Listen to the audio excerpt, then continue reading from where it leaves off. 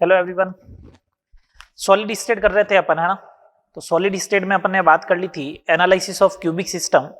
Analysis of cubic system करवाने के बाद मैंने आपको न्यूमेरिकल्स करवाए थे और न्यूमेरिकल में अपन ने फॉर्मूला ऑफ द कंपाउंड के जितने भी केस थे, जितने भी पॉसिबिलिटी थी, उन सबको अपन ने कर लिया था। आज उनसे आगे बढ़ते हैं, एनालिसिस ऑफ क्यूबिक सिस्टम के कुछ न्यूमेरिकल्स और करेंगे, फिर टॉपिक को आगे कंटिन्यू ले जाएंगे। ठीक है, चलो सिंपल से क्वेश्चन से ही अपन शुरुआत करते हैं। ठीक है, सिंपल से क्वेश्चन से ही शुरुआत करते हैं अपन। जैसे क्वेश्चन नंबर फर्स्ट, आपको बोला कि एल्यूमिनियम जो है वो एफसीसी संरचना रखता है। एल्यूमिनियम एफसीसी संरचना रखता है, तो 8.1 ग्राम एल्यूमिनियम में यूनिट सेल की संख्या कितनी होगी? ये क्वेश्चन पूछा है, सिंपल सा क्वेश्चन है, समझना बात को, है ना। 8.1 ग्राम, मेरे को मालूम है अगर एल्यूमिनियम एफसीसी संरचना रखता है तो इसका मतलब एक यूनिट सेल में 4 एटम होते हैं, तो 4 एटम बराबर एक यूनिट सेल होगा। 4 एटम बराबर एक यूनिट सेल होगा। तो 8.1 ग्राम एल्यूमिनियम में नंबर ऑफ एटम कैलकुलेट कर लो। Number of atoms 8.1 divide by 27 into 6 into 10⁻23, ये 0.3 हो जाएगा एक तरीके से। 1.8 इंटू 10⁻23 हो गया, सही बात। ये नंबर ऑफ एटम आ गए। अब 4 एटम बराबर एक यूनिट सेल, तो number of unit cell is equal to क्या हो जाएगा? नंबर ऑफ यूनिट सेल 1/4 हो जाएगा। बोलो, एक एटम में 1/4 यूनिट सेल आएगी, तो 1/4 यूनिट सेल इंटू ये हो जाएगा 4.5 इंटू 10⁻22 यूनिट सेल। ये समझ में आया या नहीं आया? ये वाला पार्ट जो मैंने लिखा है नंबर ऑफ यूनिट सेल, दो 4 एटम से जो है ना वो एक यूनिट सेल बनेगी। तो एक एटम से कितनी बनेगी? 1/4, और इतने एटम है तो इतनी यूनिट सेल बन जाएगी, है ना। चलो नेक्स्ट देखे, नेक्स्ट प्रॉब्लम देखे। सेकंड नंबर क्वेश्चन ये बोला कि सोडियम बीसीसी संरचना रखता है जिसकी एज लेंथ जो है वो 8 एंगस्ट्रॉम है। तो अपन को बोला परमाणु की त्रिज्या, ये देखो कॉमन सिंबल चल रहा है, मैं प्रॉब्लम को जो है वो पूरा नहीं लिख रहा हूं। सोडियम बीसीसी संरचना रखता है जिसमें भुजा की लंबाई 8 एंगस्ट्रॉम है, तो परमाणु की त्रिज्या कैपिटल आर से रिप्रेजेंट करते हैं, तो उसकी वैल्यू पूछिए। अगर बीसीसी संरचना रखता है तो अपन को रिलेशन मालूम है कि बीसीसी संरचना में जो है वो √3a/2, बीसीसी संरचना में जो है वो √3a/2 जो होता है वो किसके बराबर होता है? आर के, 2r के, है ना। तो a की वैल्यू कितनी है? a की वैल्यू कितनी है? 8, ये लो 8/4, तो ये आ जाएगा r बराबर 2√3 एंगस्ट्रॉम आ जाएगा, सही बात। चले आगे, चलो अगला क्वेश्चन। एक कोई तत्व है एफसीसी संरचना रखता है, एक तत्व एफसीसी संरचना रखता है जिसमें परमाणु की त्रिज्या 50 पिकोमीटर है, तो अपन को बोला ए कितना होगा, है ना। ये अपन से पूछा गया। तो एफसीसी के लिए ए और आर में रिलेशन क्या होता है? √2a divide by 2 is equal to 2r। तो a बराबर क्या होगा? 2√2r हो जाएगा। 2√2 और ये हो गया 50, 100√2 हो जाएगा, या फिर 141.4 पिकोमीटर, कोई भी बोलो। ठीक है, ये सिंपल से क्वेश्चन है। देखो आ रही बात समझ में कि नहीं आ रही है? क्वेश्चन नंबर 4 देखे, क्वेश्चन नंबर 4 देखे। एफसीसी संरचना में आपको बोला है, एफसीसी संरचना में आधे फेस सेंटर परमाणुओं को हटा दिया जाए। अच्छा क्वेश्चन है, इसके बेसिस पे आप हजारों क्वेश्चन बना सकते हो, है ना। ये एक जनरल क्वेश्चन है, रिलेशन याद होना चाहिए, मैंने ये बस करवा रहा हूं। एफसीसी संरचना में आधे फेस सेंटर परमाणुओं को हटा दिया जाए तो परसेंटेज वॉइड ज्ञात करो। एक सिंपल सी बात, परसेंटेज वॉइड तो ये आएगा ना 100 माइनस पैकिंग एफिशिएंसी, है ना। अगर मैं ऐसा बोलूं कि पैकिंग एफिशिएंसी जो होता है या पैकिंग फ्रैक्शन जो होता है वो डायरेक्टली प्रोपोर्शनल टू होता है नंबर ऑफ एटम्स के, मतलब जेड के। जितना ज्यादा जेड होगा उतना ही पैकिंग फ्रैक्शन ज्यादा होगा, क्योंकि फॉर्मूला लिखा था z into 4/3 pi r cube, है ना। एफसीसी का पैकिंग फ्रैक्शन होता है 74%। अब कैलकुलेट करना है ना। पहले नंबर ऑफ एटम होते हैं 4, अब आधे फेस सेंटर हट गए, 6 की जगह अब रह गए 3 फेस सेंटर, आधे फेस सेंटर हट गए, इसका मतलब 3 हट गए तो पीछे बच गया 3 फेस सेंटर बच गए। तो effective number of atom corner के तो पूरे 1 है ही, 3 बचा तो 1 + 3 × 1/2 ये हो जाएगा 4, ये हो गया डेड, 5/2 हो गया एक तरीके से, 8/5 हो जाएगा। तो packing fraction is equal to 74 × 5 / 8 हो जाएगा, ये हो जाएगा 370/8, यही होगा, ठीक है। 46% के आसपास आएगा पैकिंग फ्रैक्शन, लगभग बोल लो। अगर 46% के पास आएगा तो परसेंटेज वॉइड जो होगा वो कितना हो जाएगा, 54% हो जाएगा। आ रही बात समझ में? यही क्वेश्चन बीसीसी में बोल सकता है, इस टाइप से कैसा भी क्वेश्चन दे सकता है अपन को, ठीक है। चले नेक्स्ट प्रॉब्लम देखें, क्वेश्चन नंबर 5, नेक्स्ट प्रॉब्लम देखें।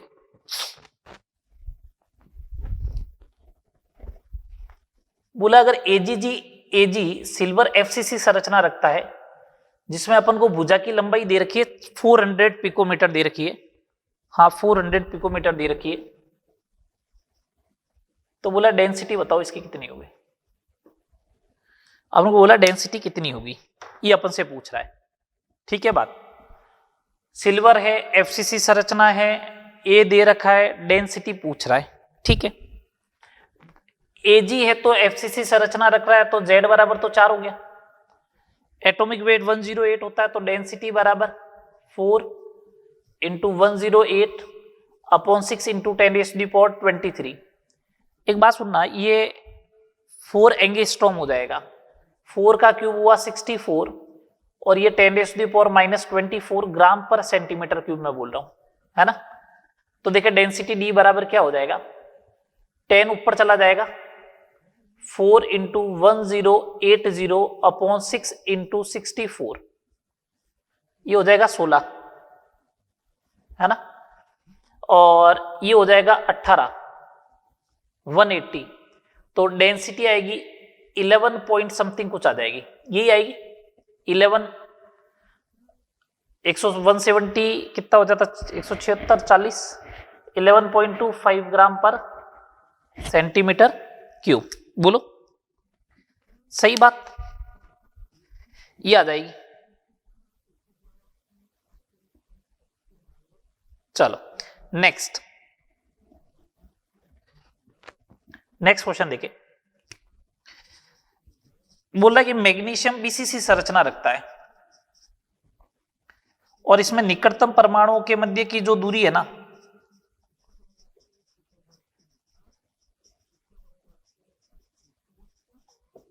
वो 1.73 एंगस्ट्रॉम है, तो डेंसिटी ज्ञात करो।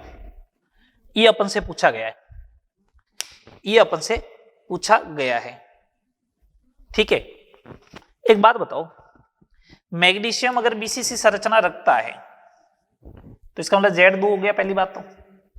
अच्छा, बीसीसी संरचना में निकटतम परमाणु के मध्य की दूरी अपन ने पढ़ा था, निकटतम परमाणु के मध्य की दूरी का मतलब होता है टच करने वाले एटम, मतलब 2r, और 2r किसके बराबर होता है, √3a/2 के बराबर। ये निकटतम परमाणु के मध्य की दूरी हो गई 1.73। इस 1.73 को अपन √3 एंगस्ट्रॉम भी तो लिख सकते हैं ना, √3 एंगस्ट्रॉम, √3 से √3 कैंसिल हो गया, a बराबर 2 एंगस्ट्रॉम आ गया। डेंसिटी Z2 है। अच्छा, मैग्नीशियम का 24, 6 × 10⁻23, 2 का क्यूब 8, 10⁻24 ग्राम पर सेंटीमीटर क्यूब में, ये हो जाएगा 48, 48 से 48 गया, डेंसिटी आएगी 10 ग्राम पर सेंटीमीटर क्यूब, ये लो, ठीक है। नेक्स्ट प्रॉब्लम देखिए,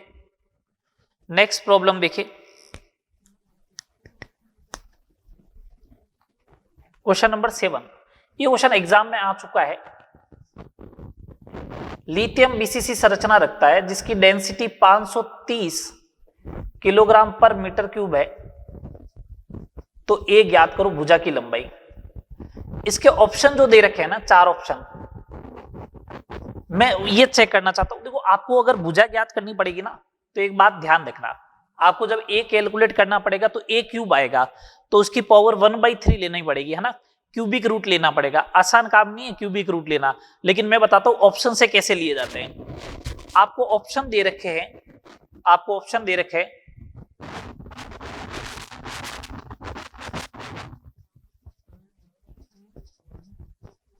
दो ऑप्शन तो ये हो गए, ठीक है। इसके अलावा दे रखा है 352 और 527, 352 और 527, ये दे रखे अपन को, ठीक है। अपन से पूछा ए कितना होगा, तो मैं क्या लगाऊं, लिथियम का एटॉमिक वेट 7 होता है, ध्यान रखना एग्जाम में दे रखा था 6.94, अपन 7 ले लेंगे अप्रोक्सीमेट। अपनी टेंडेंसी क्या होती है ग्राम पर सेंटीमीटर क्यूब में लिखने की, तो इसको ग्राम में लिखोगे तो 10⁻³ और सेंटीमीटर में लिखोगे तो ये होगा 10⁻6, ठीक है। चलो, Z BCC है तो 2 और ये हो गया 7/6 इंटू 10⁻23, ये 10⁻⁻24 बोल दो तो ये a क्यूब हो जाएगा। ये अपना सीधा आंसर एंगस्ट्रोमा बन जाएगा, है ना। तो ये बन गया 10⁻⁻1, ऊपर जाएगा तो 10⁻⁻2,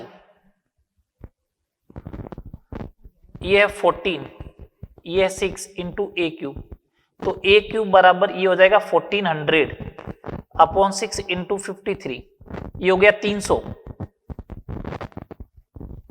कहीं गड़बड़ हो गई क्या है? a क्यूब कैलकुलेट करना है ना,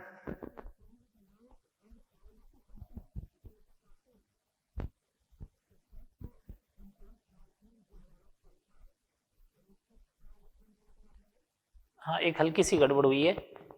ये लो, ये बनेगा लगभग 30 से ज्यादा ही बनेगा, कम नहीं बनने वाला है ना, 30 के आसपास बनेगा। आई थिंक 30 के आसपास बनने वाला है ए क्यू, या इसे आप सोल्व कर ले। 14 बन रहा है तो ये हो गया 14,000 हो गया, 14,000 डिवाइड बाई 300 है ना, 14,000, ये 300 है ना नीचे, तो ज्यादा बनेगा, लगभग 30 से ज्यादा बनेगा, 50 के आसपास बनेगा, 50 के आसपास। ए क्यूब बराबर 50 बन रहा है, तो एक बात बताओ, 3 का क्यूब होता 27 और 4 का क्यूब होता 64, तो इसका मतलब इसकी वैल्यू जो आएगी ए की वो 3 और 4 के बीच में आनी चाहिए, 3 to 4 के बीच में। ये क्या आंसर है, 352 पिकोमीटर। बोलो ए की तो आंसर है, तो आंसर क्या हो जाएगा 352 पिकोमीटर वाला अपना आंसर हो जाएगा। चले आगे, ये हो गए कितने क्वेश्चन हो गए, देखो 7 क्वेश्चन मैंने करवा दिए।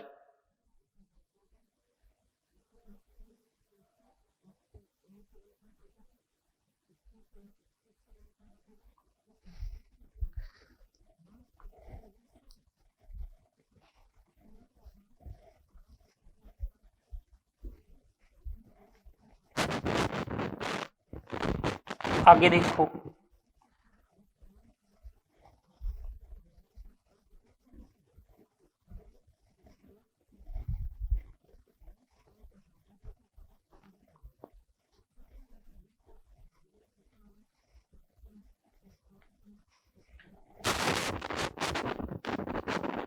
दो तीन क्वेश्चन और करते हैं, उसके बाद अपन आगे बात करेंगे।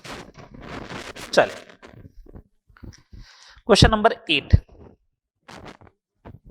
क्वेश्चन नंबर 8 कह रहा है कि एक तत्व जो है वो एफसीसी संरचना रखता है, ठीक है, एफसीसी संरचना रखता है जिसमें भुजा की लंबाई 200 पिकोमीटर है, ठीक है।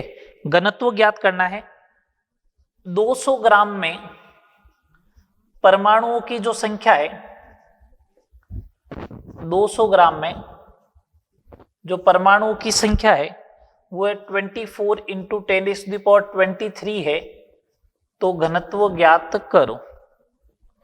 ये आपसे बोला गया है, ठीक है, ये आपसे बोला जा रहा है। चलो कैलकुलेट कर लेंगे अपन। सुनना बात को, अगर डेंसिटी चाहिए ना तो density is equal to z into m upon N A into a cube, ये चाहिए, है ना।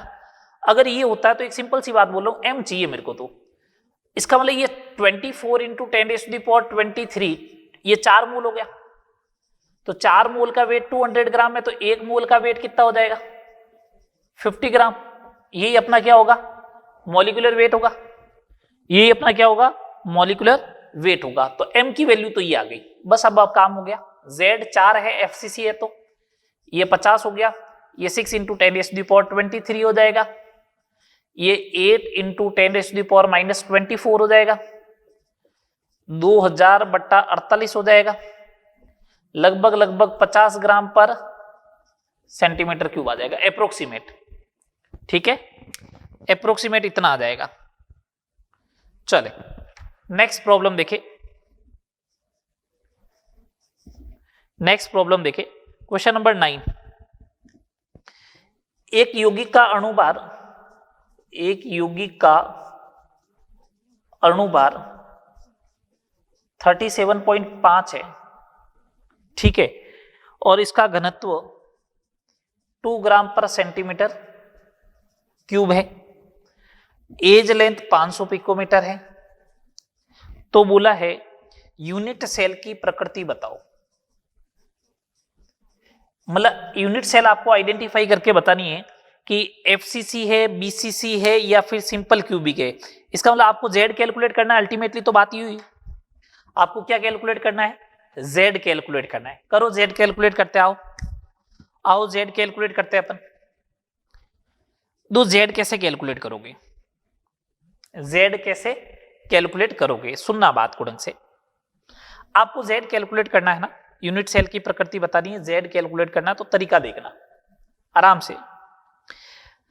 ये वाला फॉर्मूला लगाऊं मैं 2 ग्राम पर centimetre cube into Z into 37.5 upon 6 into 10⁻23 into 5 का क्यूब 125 और 10⁻⁻24। ये तो बात समझ में आती है, बस आपका काम हो गया। z इज इक्वल टू ये 10⁻⁻1 बचेगी, 750 मतलब 75 का डबल 150, 150/37.5, इसका मतलब z is equal to 4, z is equal to 4 आ गया। इसका मतलब नेचर कैसा हो गया इसका, बोलिए नेचर हो गया इसका FCC। कैसा नेचर हो गया, FCC नेचर हो गया, ठीक बात। चलो आगे देखिए question number 10। Question number 10 last question है। बोला एक तत्व FCC संरचना रखता है, ये लो FCC संरचना रखता है, जिसका घनत्व दे रखा है 10 ग्राम पर सेंटीमीटर क्यूब, ये लो, ठीक है। अपन को दे रखा है A बराबर 200 पिकोमीटर है भुजा की लंबाई। तो अपन को बोला है कि 100 ग्राम में परमाणुओं की संख्या ज्ञात करो। 100 ग्राम में नंबर ऑफ एटम्स कैलकुलेट करो, अपन से ये पूछा गया है, ठीक है। 100 ग्राम में नंबर ऑफ एटम्स कितने होंगे ये पूछा जा रहा है अपन से, ठीक है।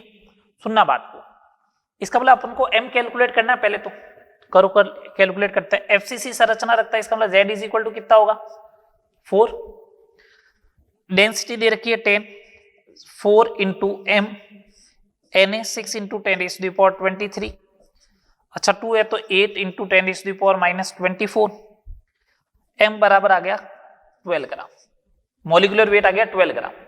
तो 100 ग्राम में परमाणु की संख्या कितनी होगी 12 ग्राम में, तो 100 ग्राम में मोल कैलकुलेट कर लो, इंटू Na कर देना। Number of atoms is equal to 100/12 into 6 into 10⁻23, तो ये आ जाएगा कितना 2, 5 इंटू 10⁻24 एटम्स आ जाएंगे, सही बात। चलो ये बात हो गई अपनी यहां तक। 10 क्वेश्चन मैंने करवा दिए, ठीक है, 10 क्वेश्चन मैंने इससे रिलेटेड करवा दिया अब आपको। चले आगे।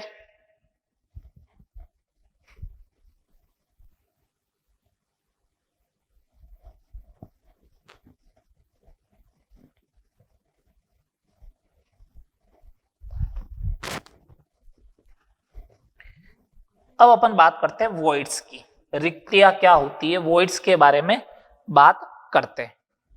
नेक्स्ट हेडिंग लगाओ, वॉइड्स या फिर रिक्ति, वॉइड्स या फिर रिक्ति।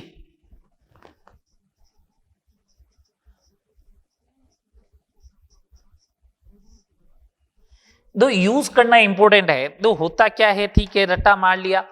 यूज कैसे करते हैं एग्जाम में, इसको यूज कैसे करना है, अपन जो स्ट्रक्चर वगैरह याद करेंगे उसमें इसको कैसे यूटिलाइज करें, इसका एप्लीकेशन पार्ट वो इंपॉर्टेंट है। दो वर्ड्स क्या होती है, वर्ड्स का सिंपली मीनिंग है ये खाली जगह, वर्ड्स का सिंपली मीनिंग है खाली जगह।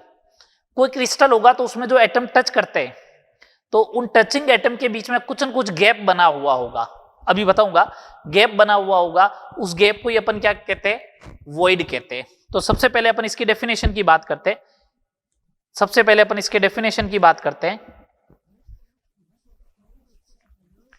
किसी क्रिस्टल जालक में, किसी क्रिस्टल जालक में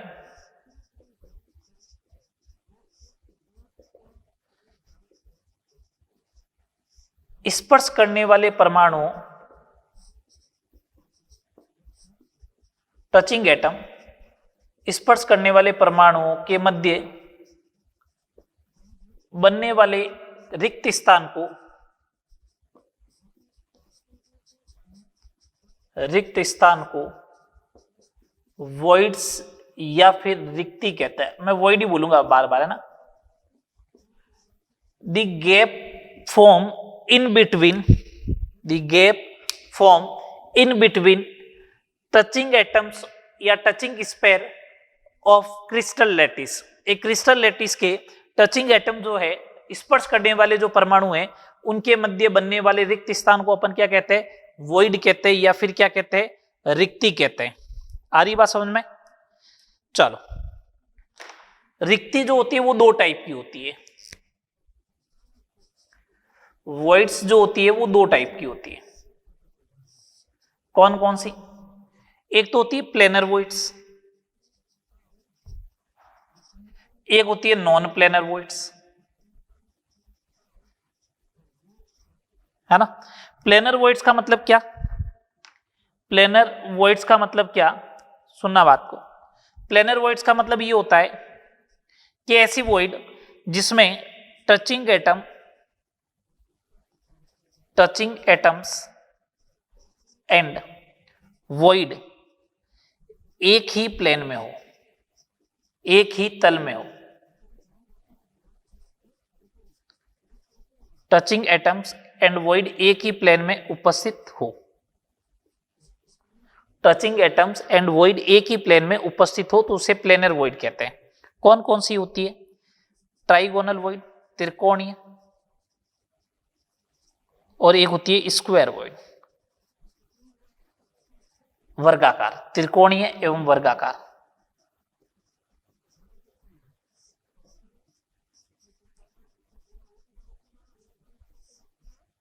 त्रिकोणीय एवं वर्गाकार, ठीक है, trigonal void and square void.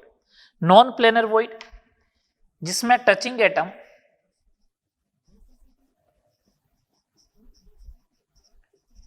And void एक ही तल में उपस्थित न होकर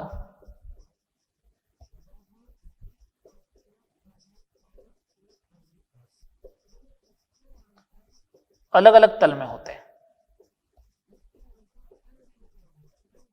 एक ही तल में उपस्थित नहीं होकर अलग अलग तल में होते हैं।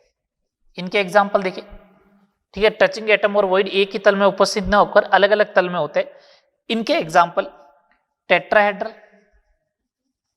चतुष्फलकीय, ठीक है, टेट्राहेड्रल वॉइड जिसे अपन टीवी बोलेंगे, चतुष्फलकीय, रिक्ति, शॉर्ट में टीवी। दूसरा होगा इसका एग्जाम्पल जो है वो है ऑक्टाहेड्रल वॉइड, ओवी, अष्टफलकीय। और थर्ड अगर अपन बात करें तो वो है क्यूबिकल वॉइड, सीवी। क्यूबिकल को बोलेंगे घनीय रिक्ति, ठीक है। ये तीन टाइप की वॉइड हो जाएगी। इधर 3, ये 2, 5, 5 वॉइड अपन को बेसिकली पढ़नी है। अब 5 वॉइड अपन को बेसिकली पढ़नी है, ठीक है। चलो स्टार्ट करते हैं। सबसे पहले ट्राइगोनल वॉइड से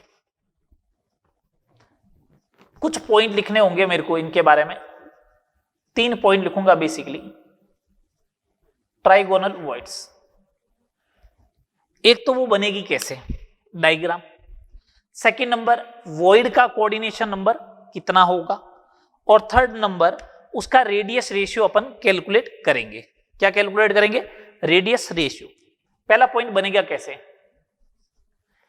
3 एटम एक ही प्लेन में टच करे तो 3 एटम एक ही प्लेन में अगर टच करे तो ट्राइगोनल वॉइड बनेगी। जैसे देखो,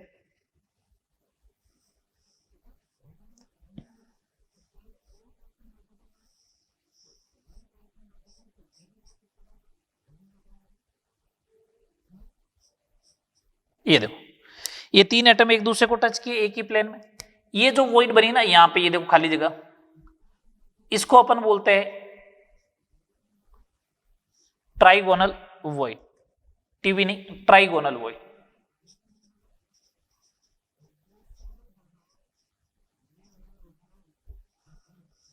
इसी को अपन क्या बोलेंगे, ट्राइगोनल वॉइड बोलेंगे। 3 एटम अगर एक ही प्लेन में टच करे तो उसे अपन क्या बोलेंगे, ट्राइगोनल वॉइड बोलेंगे। सेकंड नंबर बात, इसका कोऑर्डिनेशन नंबर क्या होगा, कोऑर्डिनेशन नंबर ऑफ वॉइड। इस वॉइड के बारे में बात करनी। ये वॉइड कितने एटम को टच कर रहा है, 3, तो वॉइड का कोऑर्डिनेशन नंबर कितना होगा, 3 होगा, ठीक है।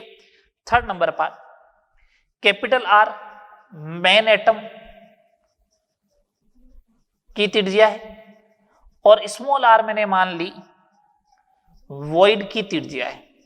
वॉइड में अगर एक परमाणु रखता हूं तो उसकी त्रिज्या स्मॉल आर है। मैं एक डेरिवेशन करके बता रहा हूं, बाकी आगे के डेरिवेशन नहीं करेंगे अपन।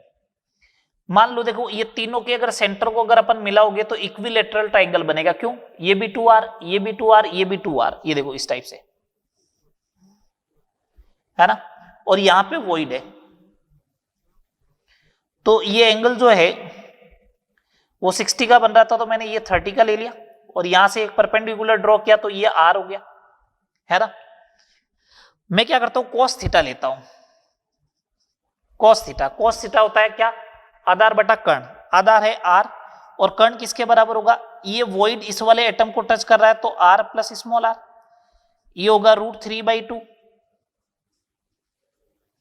रिवर्ट कर दो इसको, रिवर्ट जैसे ही करोगे आप तो हो जाएगा 1 plus small r upon capital R is equal to 2/√3।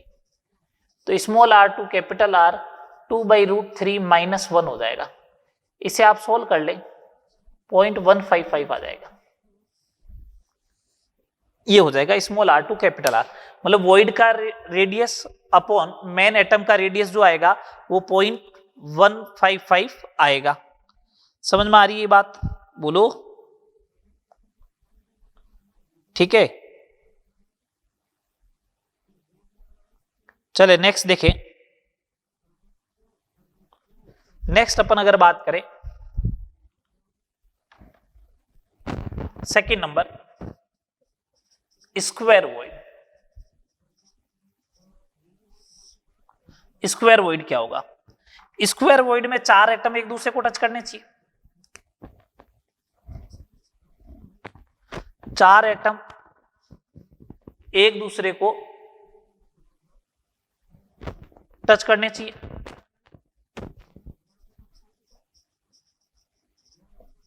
एक ही प्लेन में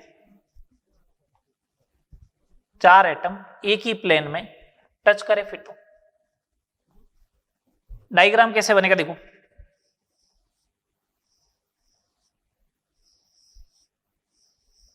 ये अगर इस टाइप से है तो ये देखो 4 एटम एक दूसरे को टच कर रहे हैं। ये जो वॉइड बनेगी इसे अपन बोलेंगे स्क्वायर वॉइड। इसी को अपन क्या बोलेंगे, स्क्वायर वॉइड। अच्छा, सेकंड नंबर पॉइंट सुनना, कोऑर्डिनेशन नंबर ऑफ वॉइड कितना होगा, कितने एटम को टच कर रहा है? 4 को टच कर रहा है, तो coordination number of void 4। Radius ratio की बात करूं तो small r to capital R is equal to 0.414 होगा। इन रेशियो को याद रखे आप, तो है ना, इन रेशियो को याद रखे बेसिकली, ठीक है। आगे देखो 3 वॉइड, ये तो प्लेनर वॉइड के बारे में बात हो गई। अब अपन बात करते हैं नॉन प्लेनर वॉइड के बारे में। अब अपन बात करते हैं नॉन प्लेनर वॉइड के बारे में।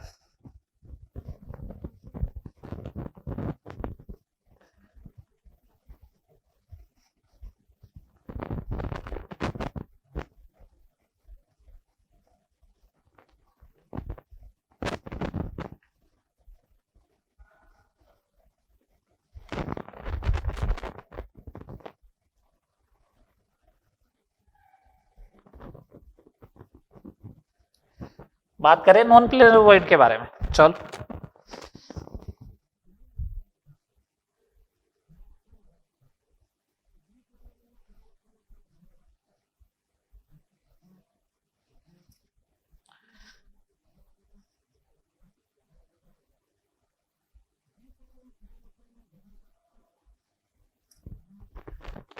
देखिए थर्ड नंबर की वॉइड,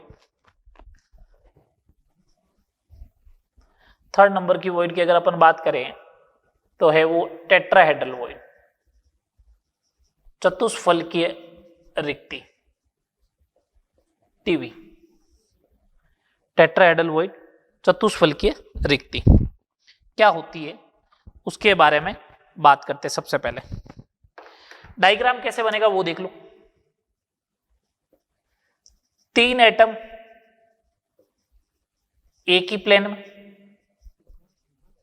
प्लस 1 एटम अपर ऑब्लिक बॉटम लेयर में। 3 एटम एक प्लेन में होने चाहिए, फिर चौथा एटम या तो उसके ऊपर होगा या नीचे के डायरेक्शन में होगा, ठीक है ना। जैसे डायग्राम देखो कैसे बनेगा, डायग्राम देखो।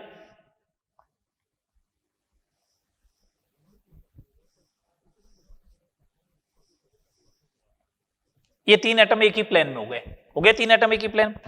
अब चौथा एटम इसके ऊपर रख रहा हूं इस टाइप से, ये चौथा एटम भी रख दिया मैंने, ये लो रख दिया चौथा एटम। अगर देखो 3 एटम एक प्लेन में रखे, चौथा एटम मैंने इधर से रखा, तो इधर से तो खाली जगह नहीं दिखेगी, इस साइड से देखो खाली जगह दिखेगी। या 3 एटम ऐसे रखे, इस बार इधर से बॉल रखी, तो इस ऊपर वाली डायरेक्शन से आपको क्या दिखाई देगी? खाली जगह दिखाई देगी। उसी को अपन क्या बोलेंगे? रिक्ति बोलेंगे। ये अभी अपन को ऐसा लगा हुआ तो है कि भरा हुआ है, भरा हुआ नहीं, उस साइड से देखोगे तो खाली जगह दिखाई देगी। इसी को अपन क्या बोलते हैं? टेट्राहेड्रल वॉइड बोलते हैं, ठीक है बात। सेकेंड नंबर बात सुनना, कोऑर्डिनेशन नंबर कितना होगा इसका? 4 एटम को टच कर रहा है, ठीक है। नेक्स्ट थर्ड नंबर बात करूं, अच्छा थर्ड नंबर बात करूं कि small r to capital R कितना होगा? 0.225 होगा। Small r to capital R कितना होगा? 0.225 होगा, ठीक है। चले नेक्स्ट बात करते हैं अपन ऑक्टाहेड्रल वॉइड की।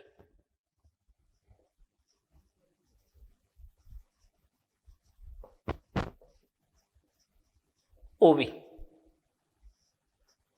ऑक्टाहेड्रल वॉइड्स ओवी। क्या होती है ऑक्टाहेड्रल वॉइड्स? सुने बात को।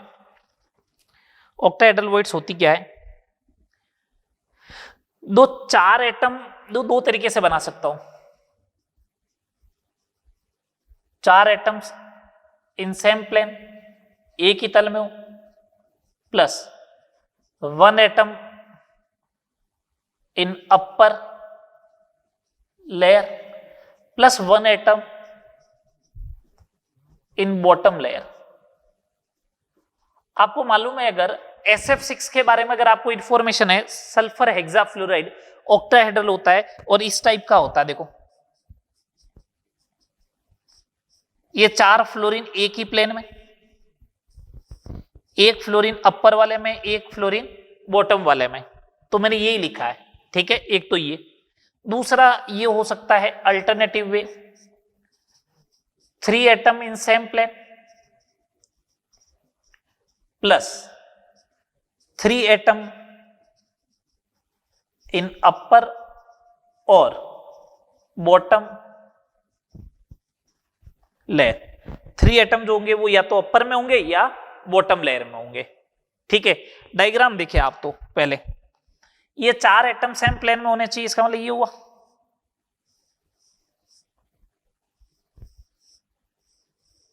ये लो एक अपर में, ये लो एक अपर में, एक बॉटम में, ये लो एक बॉटम में। ठीक है, ये वाली जो होगी ये होगी ऑक्टाहेड्रल वॉइड। ठीक है बात। सिमिलर वे में देखना, 3 एटम इन सेम प्लेन होने चाहिए, ये लो 3 एटम एक सेम प्लेन में रख दिए मैंने। अब 3 एटम जो होने चाहिए वो या तो इसके अपर वाली लेयर में हो,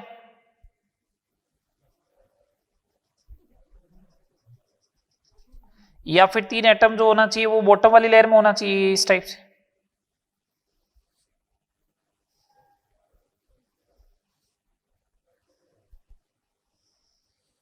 ये इस टाइप से। ये अभी भी देखो खाली जगह पड़ी है, ये देखो अभी भी खाली जगह पड़ी है, ये देखो। इसी को अपन क्या बोलेंगे? ऑक्टाहेड्रल वॉइड बोलेंगे। इसी को अपन क्या बोलेंगे? ऑक्टाहेड्रल वॉइड बोलेंगे। एक बात सुनना, ये वाला डायग्राम इस वाले डायग्राम के जैसे, ये देखो कैसे, ये वाली 2 ब्लैक और ये 2 वाले ब्लू, ये 4 बन गए, एक अपर और एक ब्लैक बॉटम, एक जैसा ही तो दिखेगा।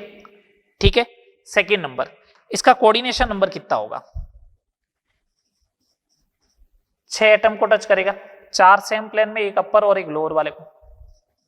Small r to capital R वही होगा 0.414, क्योंकि कैलकुलेशन करोगे तो इसी की जरूरत पड़ेगी जो स्क्वायर के अंदर था, 0.414 वाले की। समझ में आ गई बात? चले आगे, चलो नेक्स्ट बात करते हैं क्यूबिकल वॉइड की। 5th number, cubical voids. Cubical void में क्या होता है, कैसे बनती है, पहले बात कर लेते हैं बनती कैसे, उसके बाद डायग्राम वगैरह बनाएंगे। 4 atoms in same plane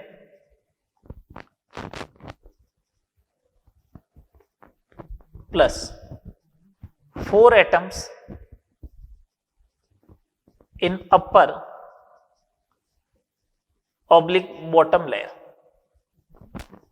4 atom एक ही प्लेन में होने चाहिए, उसके ऊपर 4 हो या फिर उसके नीचे 4 एटम हो, इस टाइप से देखना ढंग से।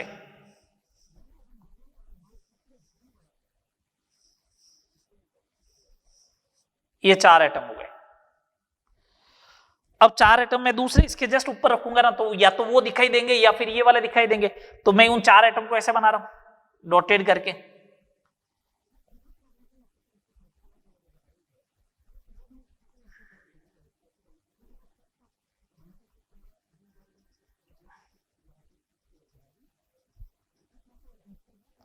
ये वाली जो खाली जगह होगी, ये वाली जो खाली जगह है, ये वाली जो खाली जगह है, इसी को अपन क्या बोलते हैं?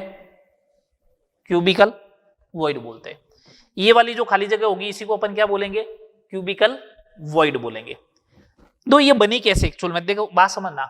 ये 4 एटम एक प्लेन में थे, तो ये 4 एटम एक प्लेन में हो गए, देखो चारों आपस में टच कर रहे हैं, तो एक स्क्वायर बनेगा। 4 एटम जैसे इसके पीछे थे, तो इसके पीछे एक मैंने क्यूब और बना दिया, स्क्वायर बना दिया। इनको आपस में ज्वाइन करोगे, इनको अगर आपस में ज्वाइन कराओगे तो ये क्यूब बन गया। कॉर्नर जो होंगे क्यूब के वो एटम होंगे, और इसका जो बॉडी सेंटर होगा, इसका जो बॉडी सेंटर होगा ये जो होगा वो क्यूबिकल वॉइड होगा। ठीक है बात? कोऑर्डिनेशन नंबर बताओ देखें। 8। Small r to capital R का रेशियो क्या होगा? 0.732। कितना हो जाएगा? 0.732।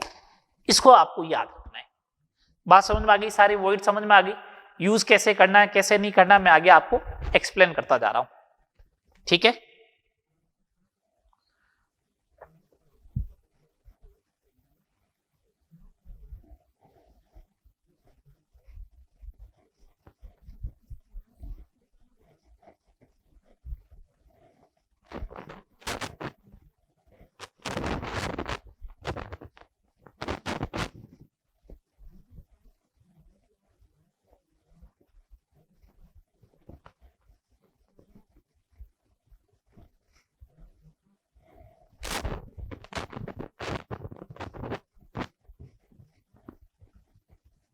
नेक्स्ट हेडिंग लगाए आप। नेक्स्ट देखना,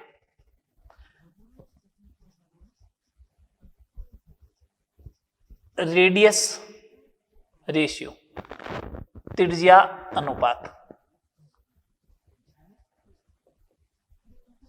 रेडियस रेशियो, त्रिज्या अनुपात। देखो रेडियस रेशियो क्या होता है, सिंपल सी बात, डेफिनेशन की बात करते हैं। पहला point, radius of cation to radius of anion. Radius ratio को अपन आर आर लिखते हैं, रेडियस रेशियो आर आर। तो इसको अपन ऐसे लिख सकते हैं, radius ratio R R is equal to radius of cation to radius of anion. पहली बात तो कैटाइन की रेडियस से एनाइन की रेडियस का जो रेशियो होता है उसी को बोलते हैं रेडियस रेशियो। अब कैटाइन होता है जनरली, कैटाइन जो होता है वो जनरली क्या होता है, छोटा होता है। कैटाइन जनरली क्या होता है, छोटा होता है। तो अगर कैटाइन जनरली छोटा होता है तो उसकी जगह वॉइड भी छोटी होती है, तो वॉइड भी आ सकती है। तो radius of void to radius of main atom, जिसे अपन कैपिटल आर से लिखते हैं, उसका रेशियो होगा, उसको भी अपन क्या बोलेंगे, रेडियस रेशियो बोलेंगे। Small R to capital R is also known as radius ratio. या फिर कैटाइन से एनाइन की रेडियस का जो रेशियो होता है उसको बोलते हैं अपन रेडियस रेशियो। आ रही बात समझ? ये सिंपल सा डेफिनेशन हो जाएगी इसकी। सेकंड नंबर देखना, फॉर स्टेबिलिटी, स्थायित्व के लिए। अब आपने कह दिया कि मेन एटम जो होगा वो एनाइन होगा, मैंने कहा ठीक है। तो स्टेबिलिटी के लिए जो है वो एनाइन एक दूसरे को टच नहीं करे,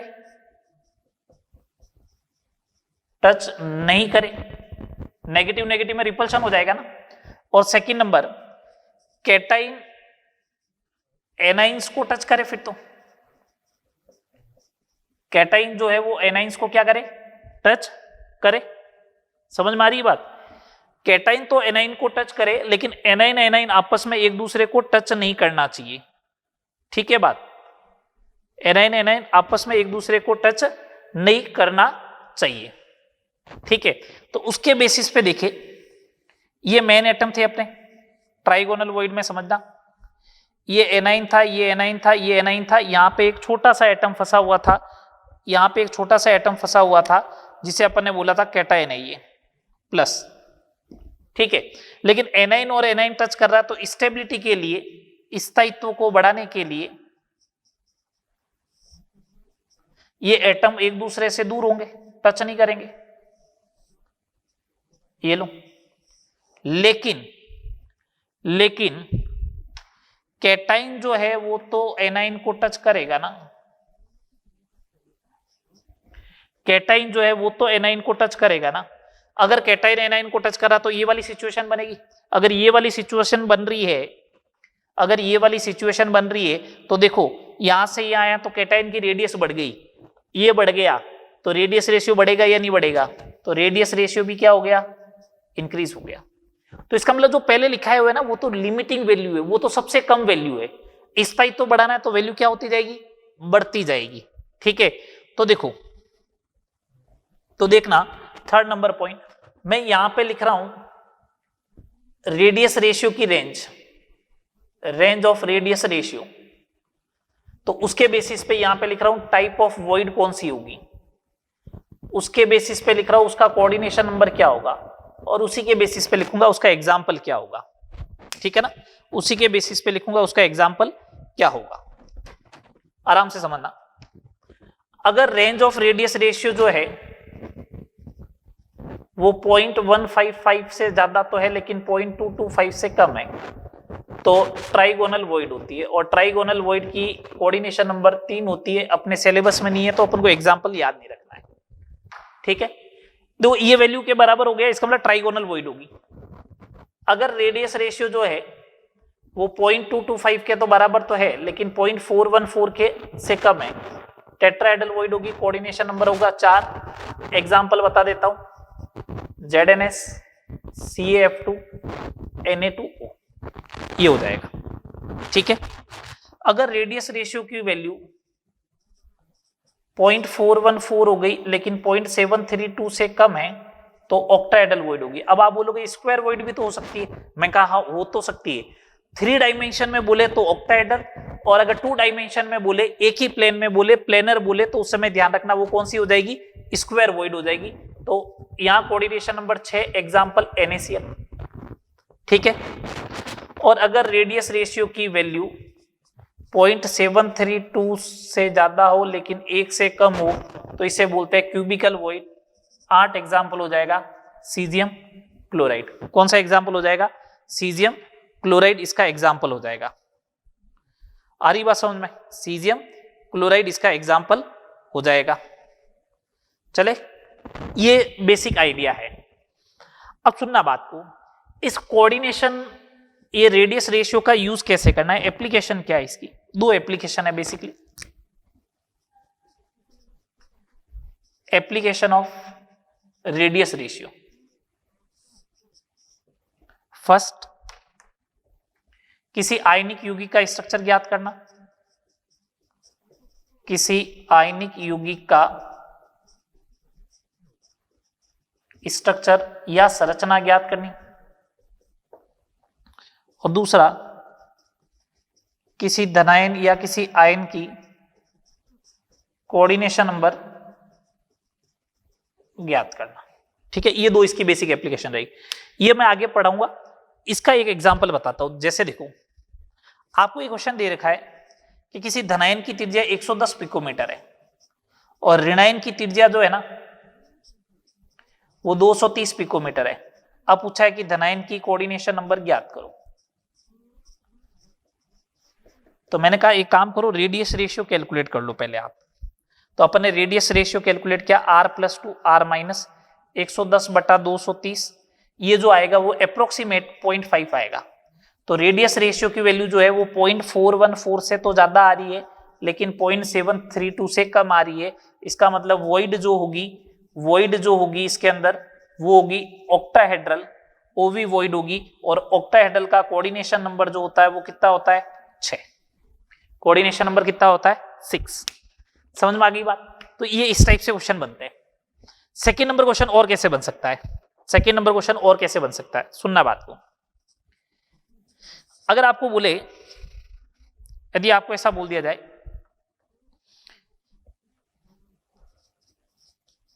किसी मुख्य परमाणु की त्रिज्या,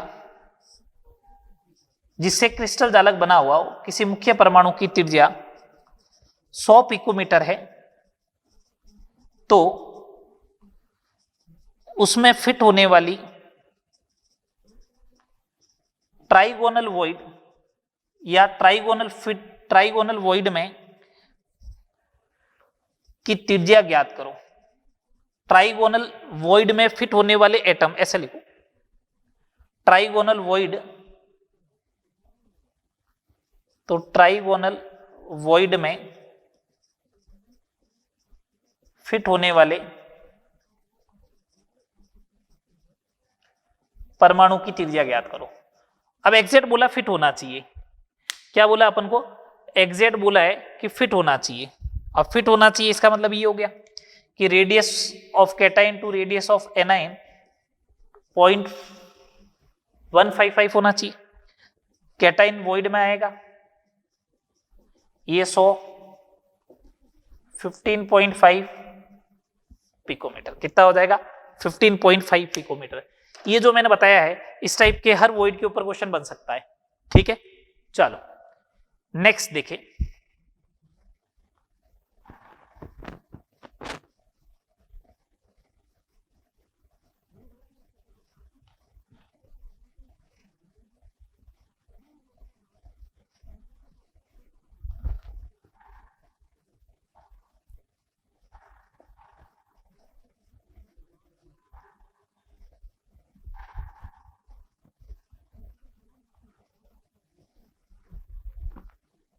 नेक्स्ट अपन बात करते हैं close packing in crystal lattice. किसकी बात करें, close packing in crystal lattice.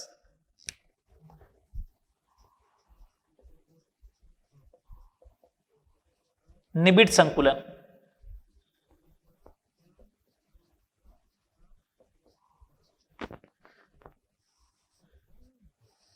ये थोड़ा सा समझना डिफिकल्ट टास्क रहेगा, close packing in crystal lattice, लेकिन अपन रिजल्ट याद रखेंगे, एक बार समझने की ट्राई करेंगे, उसके बाद अपन जो है वो रिजल्ट याद कर लेंगे जो अपने काम के होंगे।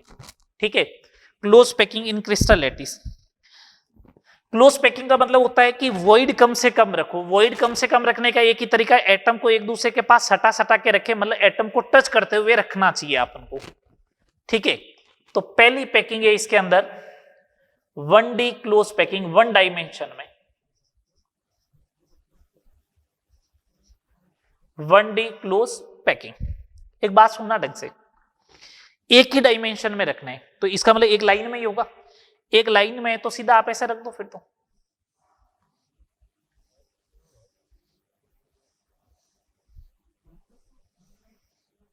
बस ऐसे ही रख दो आप तो। ठीक है, आगे चलता रहेगा। इस वाले के लिए पर्टिकुलर बात क्या, तो इसका कोऑर्डिनेशन नंबर कितना हो जाना चाहिए, 2। बस यही है। अब ये लाइन है, तो लाइन को ना तो एरिया होता है ना वॉल्यूम होता है, तो ना तो एरिया एफिशिएंसी आएगी ना वॉल्यूम एफिशिएंसी आएगी। सेकंड देखिए 2D close packing, 2 dimension close packing. 2D close packing देखनी है अपन को। दो टाइप से होती है इसके अंदर। एक तो होती है स्क्वायर क्लोज पैकिंग।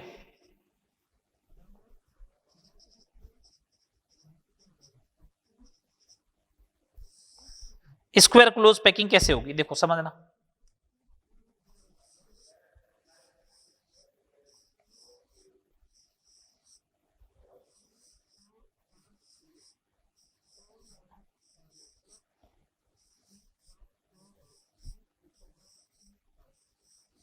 ये इस टाइप से होगी।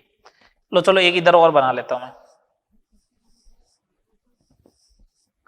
किसी ने जैसे ऐसे लिया, सुनना बात, किसी ने ऐसा लिया,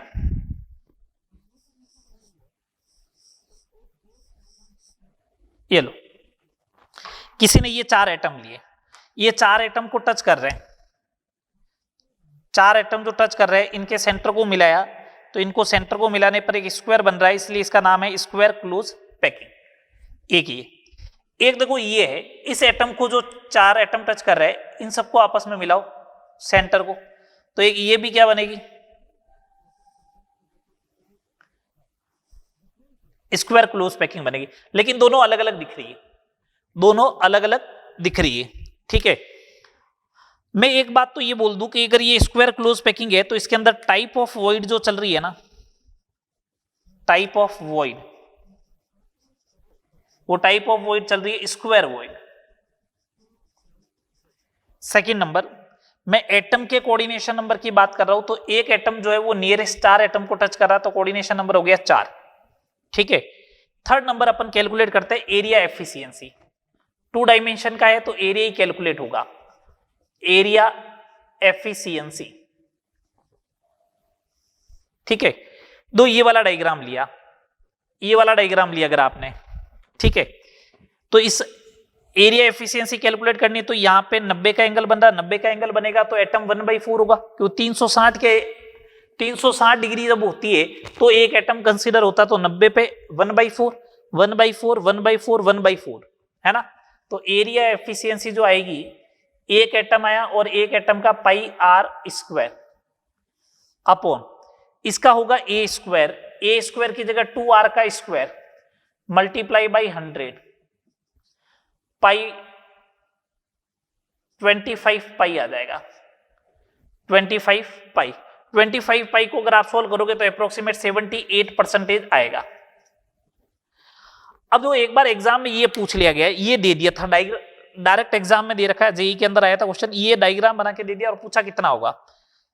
मैंने तुम लोगों को पहले ही बताया था कि जब भी क्रिस्टल बनता है तो उसकी यूनिट सेल की प्रॉपर्टी सबकी सेम होगी, चाहे इसका देखो चाहे इसका देखो, सेम आएगा 78%। लेकिन देखो मैं कैलकुलेट करके बता देता हूं, इस डायग्राम को मैं थोड़ा रोटेट कर दूं तो ऐसा बन जाएगा क्या,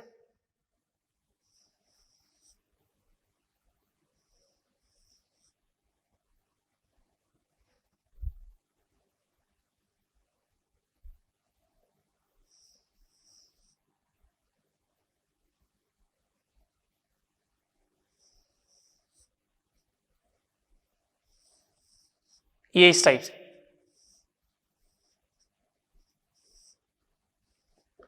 ऐसा ही बन जाएगा। देखो ऐसा बन गया, तो अब इसकी एरिया एफिशिएंसी कैलकुलेट करनी है। तो मैं सिंपल सी बात बोलूंगा, ये आर, ये पूरी एज लेंथ ए मान ली, तो ये √2a हो गया, तो √2a बराबर कितना हो गया 4r, ये रिलेशन आ गया।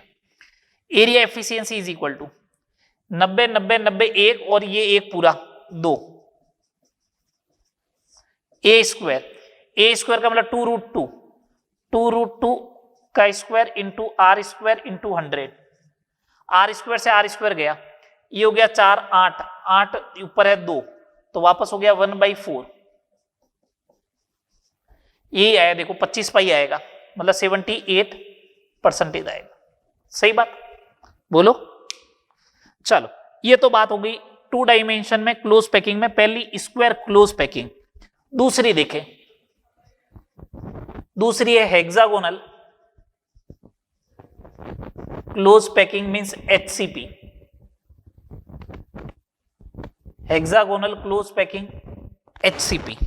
ठीक है, ये कैसे बनेगी देखो, कोई जरूरी थोड़ी ना एटम को एक दूसरे के ऊपर ही रखा जाए, ऐसे भी रख सकते हैं। ये पहली लेयर रखी आपने,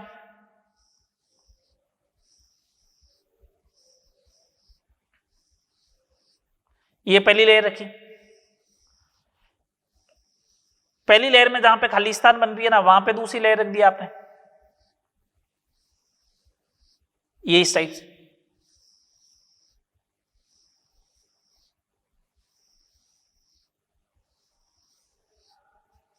ये इस टाइप से।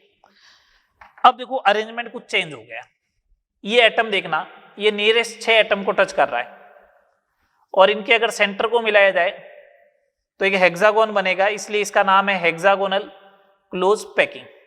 ठीक है, सबसे फर्स्ट टाइप ऑफ वॉइड जो बनेगी इसके अंदर वो ट्राइगोनल बनेगी, ये देख लो। Second number coordination number 6 atom के लिए बात हो रही है। Third number area efficiency calculate करते हैं।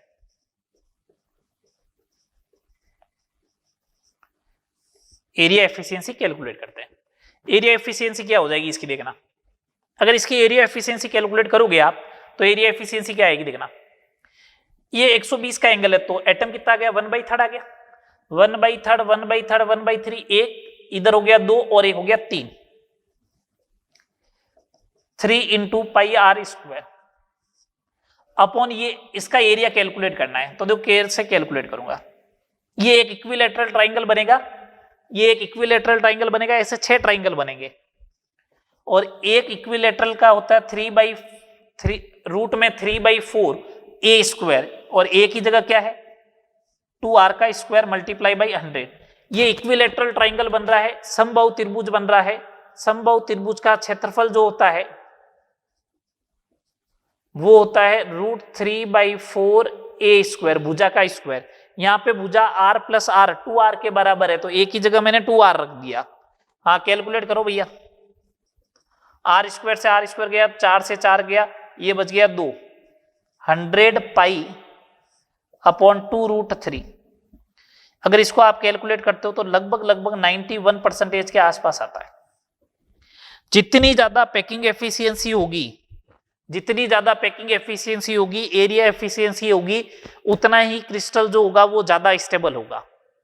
तो इसका मतलब इन दोनों में से ज्यादा स्टेबल कौन सा है, हेक्सागोनल क्लोज पैकिंग। ऐसा अरेंजमेंट आपको ये नहीं दिख रहा है क्या, ये किसी जूस वाले की दुकान पे जो है वो ऑरेंज का अरेंजमेंट होता है, देखो 2 ऑरेंज के ऊपर यहाँ पे एक ऑरेंज रखा हुआ होता है, फिर यहाँ पे एक ऑरेंज रखा हुआ होता है, इसी टाइप से रखा हुआ होता है ना, क्यों, स्टेबिलिटी ज्यादा होती है इसलिए। अगली बात समझ में, ये अपनी 1 डायमेंशन 2 डायमेंशन क्लोज पैकिंग हो गई।